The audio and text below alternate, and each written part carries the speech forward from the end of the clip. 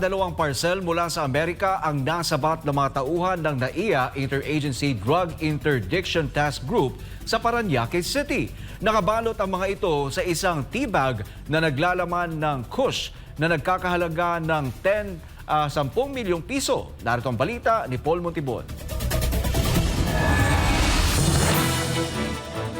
Napigilan ng mga tauhan ng Ninoy Aquino International Airport Interagency Drug Interdiction Task Group ang isang major drug shipment na nagkakahalaga ng 10 milyong piso.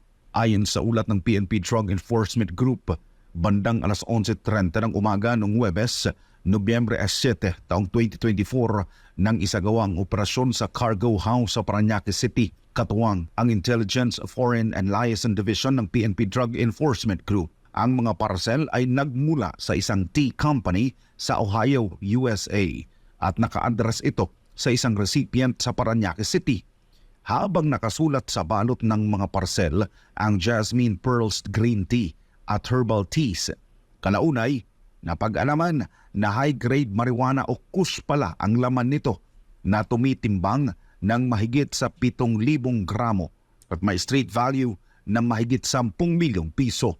Ayon sa PNP, isang malaking setback ito para sa mga kriminal na nagnanais guluhin at sirain ang seguridad at kinabukasan ng publiko, partikular na sa paggamit, pagbebenta at illegal na transaksyon sa droga.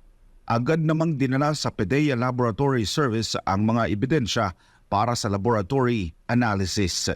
Nauna nang ibinabala ng PNP sa publiko na maging mapagmatsyag at tulungan ang mga kapulisan laban sa illegal na droga upang mapigilan itong makapasok sa bansa at maipakalat sa mga komunidad.